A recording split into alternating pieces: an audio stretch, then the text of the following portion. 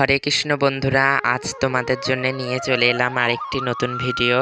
আজ বছরের শেষ দিন, অর্থাৎ আজ চৈত্র সংক্রান্তি।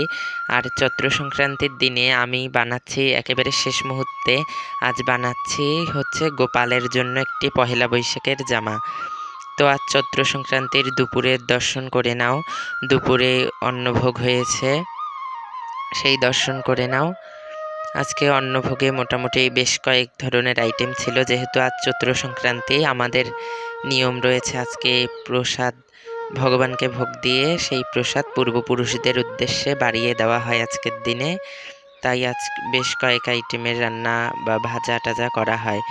তো এর আগে মা ভগবতীকে দর্শন করলে, এখন ভগবানকে দর্শন করে নাও। আজ থেকে শুরু হলো তুলসীতে জলদান। তাই আজ সকালে ভোরবেলা মঙ্গল আরতির পরে তুলসী আরতি করে তুলসীতে জলধারা স্থাপন করা হয়েছে। আর আমি দেখো দুপুরে বানাতে বসেছি গোপালের জন্য একটি পহেলা বৈশাখের জামা। সুতির জামাই বানাচ্ছি, কারণ বেশ গরম। আমি অতটা ভালো জামা বানাতে পারি না, কিন্তু যে রকম জামা বানাতে পারি সেই জামাটা আমার মনে হয় কেনা জামার থেকে গোপালকে পরালে গোপালেরও আরাম হয়, এবং দেখতেও হয়তো কেনা জামার থেকেও সুন্দর লাগে। হয়তো অত সুন্দর করে জামা বানাতে পারি না, কিন্তু আমরা যদি নিজে প্রচেষ্টার মাধ্যমে ভগবানকে কিছু করে দেই, সেটা যদি খুব ভালো নাও হয়, তবে আমাদেরও যেমন আনন্দ লাগবে, ভগবানেরও কিন্তু তেমনই আনন্দ লাগবে। তাই আসো আমরা সকলেই চেষ্টা করি নতুন বছর উপলক্ষে ভগবানকে কিছু একটি বানিয়ে দেওয়ার, বা কোনো জামা বানিয়ে দেওয়ার, বা কোনো নতুন কিছু রেঁধে খাওয়ানোর, বা অন্য কিছু করার। তো আমি প্রথমেই জামাটিতে লেজ লাগিয়ে নিয়েছি। আমি একটু ঘেরওয়ালা জামা বেশি পছন্দ করি, তাই আমার মনে হয় গোপালকে ওই ঘেরওয়ালা জামা পরালে বেশি ভালো লাগে। তাই আমি কাপড়টা অনেক লম্বা নিয়েছি এবং কাপড়টিতে লেজ লাগিয়ে নিয়েছি। আমাদের মেশিন নেই, তাই হাতে সেলাই করেই গোপালের জন্য জামা বানাচ্ছি। আর আমি একটু বড় সাইজের জামা বানাই, এতে গোপালকে দেখতে অনেকটা বড় বড় লাগে।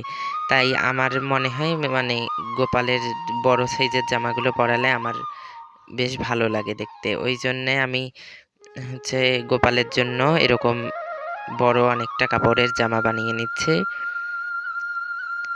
আমার মোটামুটি নিচের ঘেরটা বানানো শেষ, এবং এখন এটার সাথে একটি লেজ জয়েন দিয়ে নিব।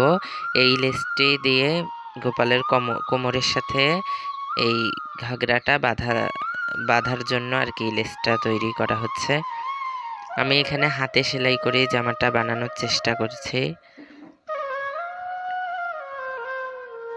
তো জামাটা বানানোর পর এবার আমি লেসটি লাগিয়ে দিচ্ছি।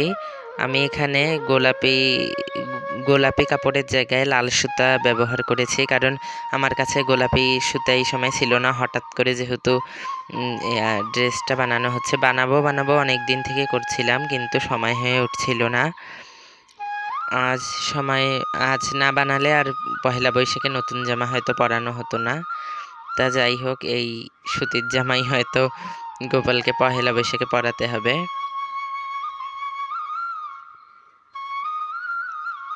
আর লেসটা লাগিয়ে নিয়েছিলাম হলুদ সুতা দিয়ে। এই জামা কিন্তু এই সুতির জামা কিন্তু পহেলা বৈশাখ মাস বা এই গরমের কালে বেশ আরামদায়ক। গোপাল পরলে বেশ মানে গরম ভাবটা একটু কম লাগবে এই জামাগুলোতে। বেশ ভালো আরামদায়ক একটা অনুভূতি হবে। এবং আমাদের যেহেতু ভাবের সেবা, ভগবানের তো ঠান্ডা শীত গ্রীষ্ম বর্ষা কিছুই নেই, কিন্তু আমাদের তো একটা ভাব আছে যে ভগবানের এই বুঝি ঠান্ডা লাগলো, এই বুঝি গরম লাগলো। সেই ভাবের জন্য আমরা কিন্তু ভগবানকে এই সময় গরমের সেবা দেই, হালকা পাতলা জামা কাপড় সাজ শৃঙ্গার করাই, এবং ভগবানের জন্য ভগবান যতটা শীতল ভাব অনুভব করে সেরকম ব্যবস্থা করার চেষ্টা করি। এবং অক্ষয় তৃতীয়া থেকে টানা 21 দিন চন্দন যাত্রা হয়, তখন ভগবানকে সারা অঙ্গে চন্দন লেপন করা হয়। তখন কিন্তু ভগবানকে খালি নিচের ঘাগরাটাই পরানো হয়। এখন ঘাগরাটা জামাটা মোটামুটি তৈরি। এই যে জামাটা অতটা হয়তো সুন্দর হয়নি, কিন্তু আমার ভগবানের জন্য বানানো, ভগবান সন্তুষ্ট হলেই হলো আর কি। মানে চেষ্টা করলাম যতদূর পারলাম ভালো করে বানানোর। আর এটা উপরে একটা ন্যাপি বা একেবারে সম্পূর্ণ শরীরটা ঢাকা যাবে এরকম একটা জিনিস। আমি এটা সঠিক নাম জানি না। তো কালকে পহেলা বৈশাখ, কালকে অবশ্যই দর্শন করাবো গোপালকে এই জামাটা পরার পর কেমন লাগছে। তো তোমাদেরকে নববর্ষের শুভেচ্ছা আজকে দিব না, কালকে নতুন ভিডিও যদি আনতে পারি, ভগবান মা ভগবতী যদি কৃপা করে তবে আসবে। তারপরে নববর্ষের শুভেচ্ছা জানাবো। ততক্ষণ আমাদের সঙ্গে থেকো। হরে কৃষ্ণ, জয় মা তারা।